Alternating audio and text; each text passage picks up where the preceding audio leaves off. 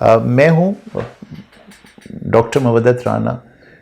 میں سائیکائٹرسٹ ہوں اور professor of behavioural sciences and psychiatry ہوں. خواتین و حضرات، رمضان کے حوالے سے ہم نے گفتگو کا سلسلہ شروع کیا تھا اور پہلے ہی ابتدائی گفتگو میں آپ سے ذکر کیا تھا کہ یہ وہ مہینہ ہے جو آئینوں کو کھڑکیوں میں تبدیل کر دیتا ہے. یعنی یہ وہ مہینہ ہے کہ جہاں انسان اپنی ذات ہی کی طرف مسلسل دیکھتے ہوئے 11 مہینے تو گزار دیتا ہے، لیکن وہ پہلی دفعہ طے کرتا ہے کہ کیا اس ذات کے باہر بھی کچھ ہے.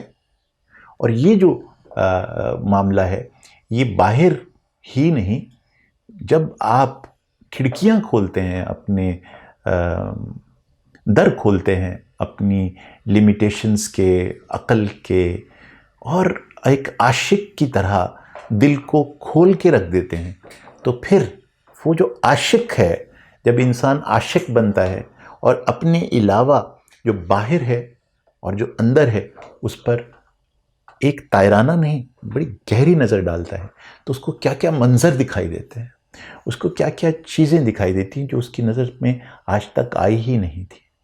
اور یہ سب کرنے کے لیے کہ جس سے رمضان کا مہینہ آپ واقعتاً اپنے آپ کو ایک عام انسان سے ایک عاشق انسان کی طرف سفر کرانے کے لیے استعمال کر سکتے ہیں، تو یہ کیوں کر ممکن ہوگا. اس کے لیے یہ سلسلہ تھا جو ہم نے گفتگو کا آپ کے ساتھ شروع کیا رمضان کے حوالے سے، اور اس میں ہم نے پچھلی گفتگو میں آپ سے ذکر کیا تھا 5 ایسی کیفیتوں کا جو ہم نے کہا تھا کہ شاید عام طور پر ہم ان کے بارے میں غور و خوض نہیں کرتے. اور اب ہم ذرا سی گہرائی میں جا کر ان میں سے ہر ایک شق، ہر ایک معنی پر ایک نظر ڈالتے ہیں کہ وہ کس طرح بدل کے رکھ دیتا ہے انسان کا تصور، خود اپنی ذات کے حوالے سے اور کائنات کے حوالے سے. پہلی چیز جو میں نے آپ کے سامنے رکھی تھی وہ لفظ رمد کے معنی تھے. اور آپ کو یاد ہوگا کہ میں نے آپ سے عرض کیا تھا کہ رمد کے معنی سورج کی ایک جلا دینے والی کرن کے ہوتے ہیں، تیز روشنی کی ایک کرن سورج کی. سورج کی کرن جب کھڑکی سے اندر آتی ہے تو آپ کو معلوم ہے کہ اندر کو روشن کر دیتی ہے.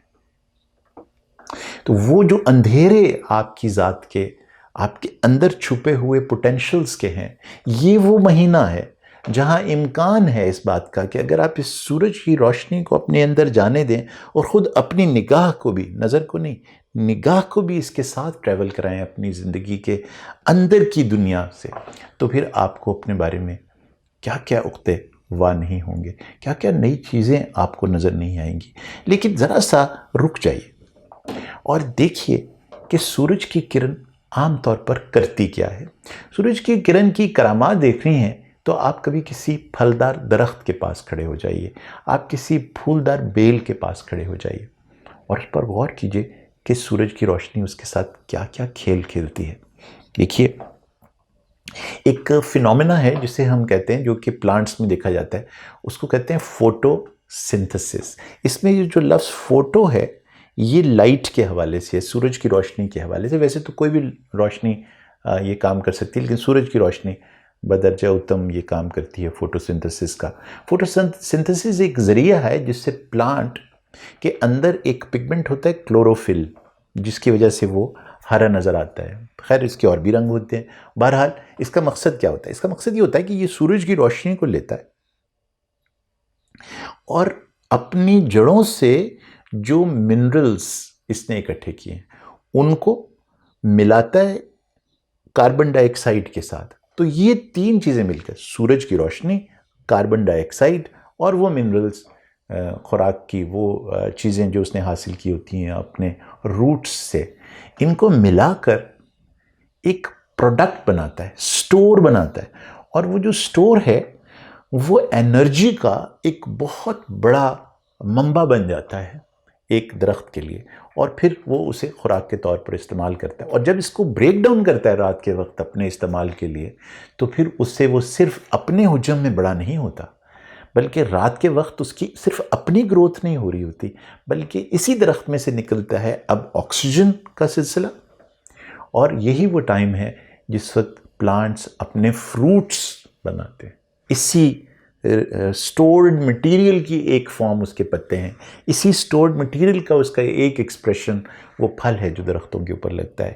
یہ اسی سٹورڈ کیفیت کا ایکسپریشن ہے جس سے آپ کو وہ پھول دکھائی دیتے ہیں جس میں ہزار رنگ ہیں.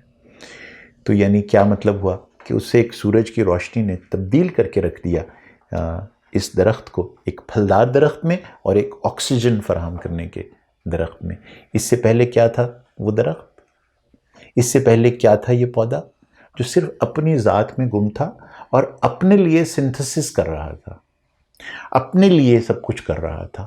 لیکن اب کیا ہوا کہ اس روشنی نے اس کو اس طرح سے روشن کیا کہ اب وہ دو ایسی پروڈکٹس بنا رہا ہے جو کہ دوسروں کے لیے ہیں. اس کے کام نہیں آئیں گے. کوئی بھی درخت اپنا پھل خود نہیں کھاتا، آکسیجن استعمال نہیں کرتا، لیکن اس کے پھل کوئی اور کھاتے ہیں. وہ آکسیجن جو کہ وہ کائنات کو دیتا ہے، اس آکسیجن کی بنیاد پر میں اور آپ زندہ ہیں. بہت سارے چرند اور پرند اس آکسیجن کو استعمال کرتے ہیں. تو کیا مطلب ہوا کہ اس نے کنزیوم کی کاربن ڈائی آکسائڈ، لیکن یہ جو رمد تھی اس نے بدل دیا، اس کو کارآمد کر دیا، کھڑکی کھول دی اس کی، اور اب وہ فلاح کے لیے موجود ہے، پیش کر رہا ہے انرجی اور فروٹس دوسروں کے لیے. تو رمضان کا مہینہ وہ مہینہ ہے جو انسان کو اس طرح سے بدل کے رکھ دیتا ہے یا رکھ سکتا ہے جیسے ایک سورج کی روشنی رمد ایک پلانٹ کو بدل کے رکھ دیتی ہے ایز اے ریسورس. تو جناب اس کا مطلب یہ ہوا کہ اگر آپ واقعتاً رمضان کو سیلیبریٹ کرنا چاہتے ہیں اور سمجھتے ہیں اس کی اصل معنی کو، تو پھر یاد رکھیے گا کہ اس مہینے میں آپ کو یہ دکھانا پڑے گا کہ اب میں کاربن ڈائی آکسائڈ کنزیوم کرنے والا، صرف اپنی ذات کو دیکھنے والا آئینہ نہیں رہا، بلکہ میں نے اپنی ذات کی کھڑکی اس طرح کھول دی ہے کہ اب میری ذات سے فلاح پہنچے گی ان کو جن کا خود میری ذات سے کوئی تعلق نہیں ہے. وہ فائدہ اٹھائیں گے میرا جن کو آج تک کوئی اور فائدہ نہیں پہنچا سکا تھا. اس بھوکے کو کھانا ملے گا جو باقی کئی مہینوں تک بھوکا رہتا ہے. اس پیاسے کو پانی ملے گا جو پیاسا بہت دنوں تک پانی کے متلاشی رہتا ہے لیکن اس سے صاف پانی بھی نہیں ملتا.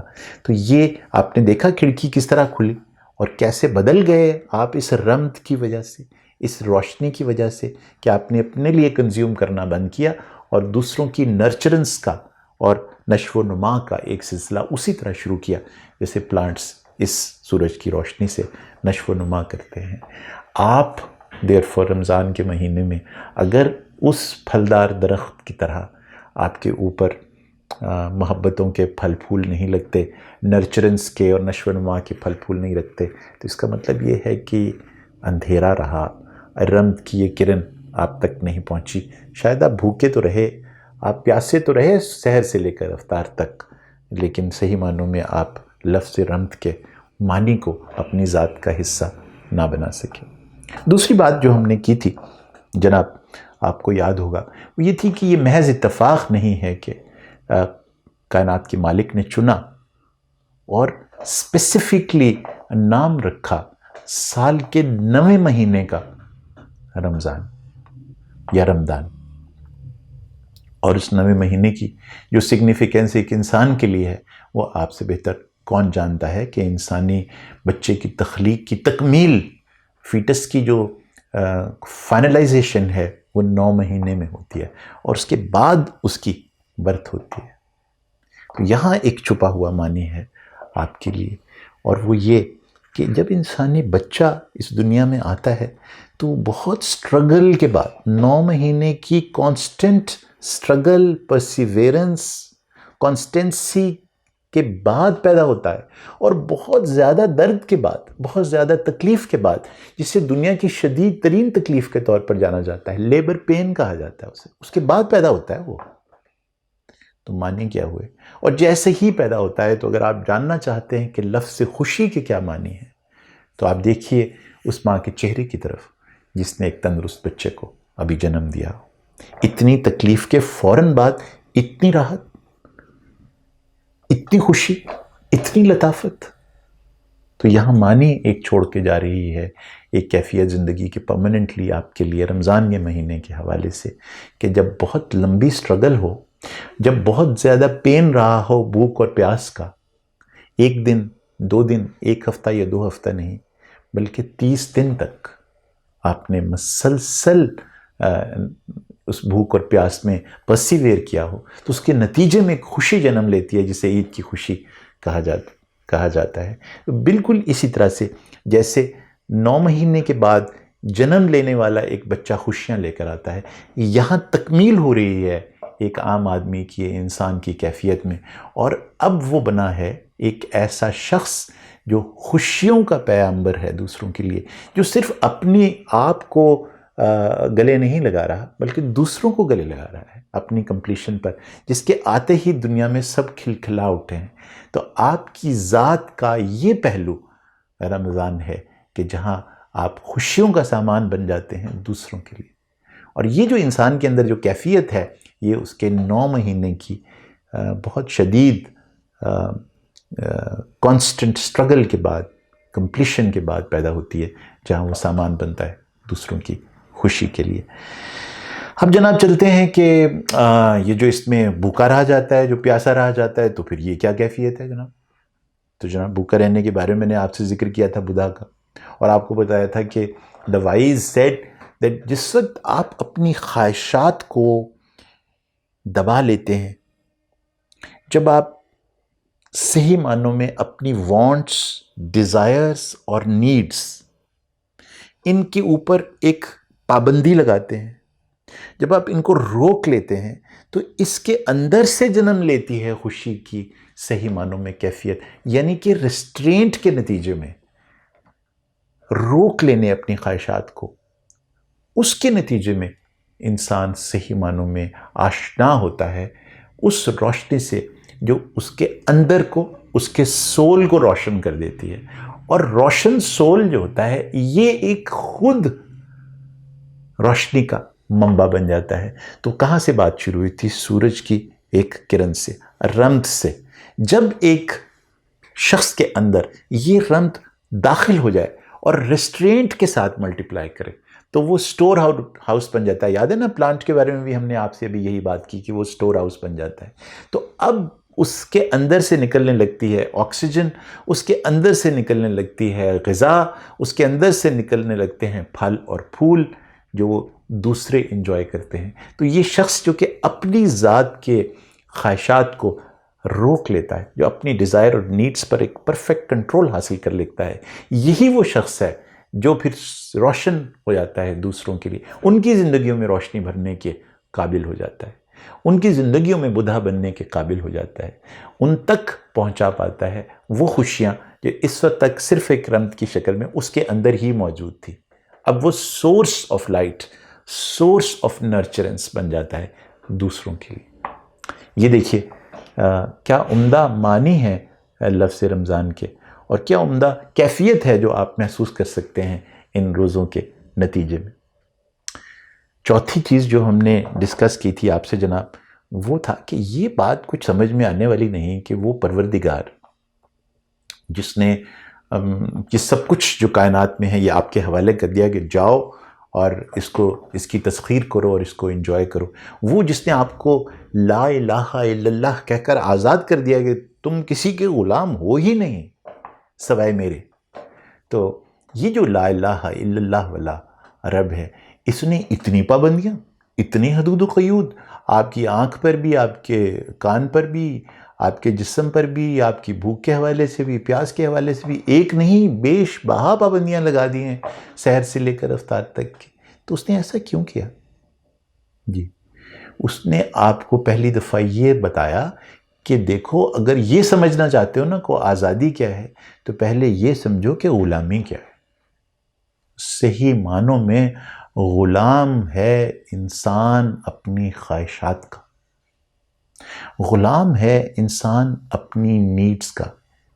یہ جو بادشاہ، یہ جو ڈکٹیٹرز، یہ جو دنیا میں آپ کو آج اپنا غلام بنانے والے تمام ادارے، انسان، انسٹیٹیوشنز موجود ہیں، یہ کس طرح آپ کو غلام بناتے ہیں؟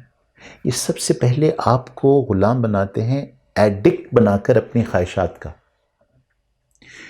خواہش رکھنا بری بات نہیں ہے، جبلتیں ہیں انسان کی خواہشیں، لیکن جب آپ ان کو ایک ایڈکشن کی کیفیت میں لے جاتے ہیں، جب آپ کے لیے کھانا ایک ایڈکشن بن جائے، جب آپ کے لیے کھیلنا ایک ایڈکشن بن جائے، جب آپ کے لیے کوئی بھی نیچر کی چیز یہ کیفیت اختیار کر لے کہ اس کے بغیر آپ زندہ ہی نہیں رہ سکتے، تو یہاں سے غلامی کا انداز سٹارٹ ہوتا ہے. تو آپ کو ہمیشہ ایک میسج مل رہا ہے کہ ہمیشہ آپ کی غلامی کے لیے جس چیز کو ایکسپلائٹ کیا جائے گا وہ آپ کے اندر کی بھوک ہے.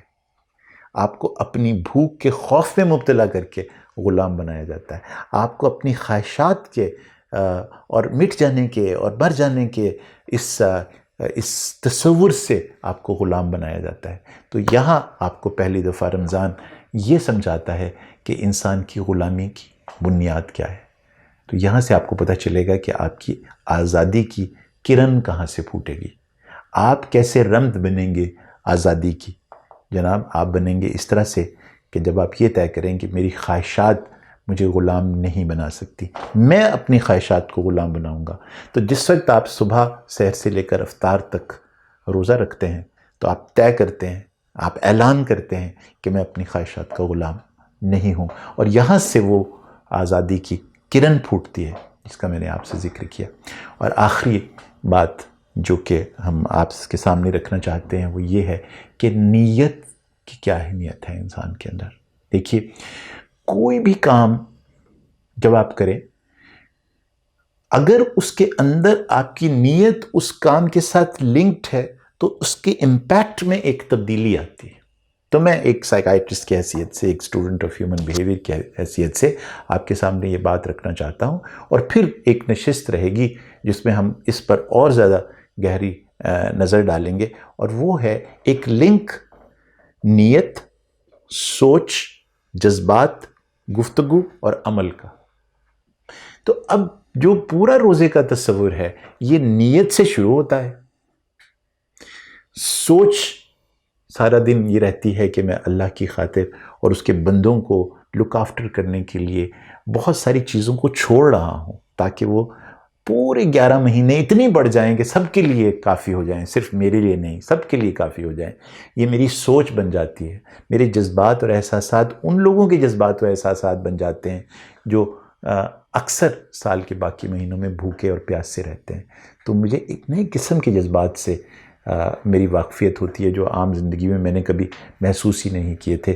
اور میری گفتگو میں پھر ریسٹرینٹ کہ میری بات سے کسی کو کوئی دکھ نہ پہنچ جائے، میری گفتگو بھی تبدیل ہو گئی، میرے جذبات بھی تبدیل ہو گئے اور میرے عمل بھی تبدیل ہو گئے، کیونکہ ان اعمال سے میں نے طے کیا کہ میں جو صبح وعدہ کیا تھا کہ میں پورا دن بھوکا رہوں گا، خیال رکھوں گا بھوکوں اور پیاسوں کا، ذہن میں رکھوں گا کہ ایک بھوکے کی زندگی اور ایک پیاسے کی زندگی ہوتی کیا ہے. تو آئندہ جب میں نے افطار کر لیا تو میں نے یہ طے کر لیا کہ رمضان کے باقی مہینوں میں میرے اعمال ہوں گے کیا. یہ جو ایک نیا شخص پیدا ہوا ہے شوال کے چاند کے ساتھ، یہ ہے وہ لبریشن، یہ ہے وہ کلاسک آؤٹ کم آف رمضان. رمضان کے روزے تو خود ایک کمپلیشن کا سفر تھے. منزل شروع ہوتی ہے چاند کی، وہ اس ہلال سے ابتدا ہوتی ہے انسان کے تکمیل ہونے کی کہ جہاں وہ اب دوسروں کے لیے رمد بن جائے گا. تو شروع رمد سے، سورج کی وہ کرن اور نور کی وہ کرن جو آپ کے اندر داخل ہوئی، اور آخری دن آپ سورج کی روشنی سے چاند بن گئے جو اب ٹھنڈک کا سامان ہوگا ان اندھیروں میں، روشنی کا سامان ہوگا ان اندھیروں میں جس میں اور لوگ بستے ہیں.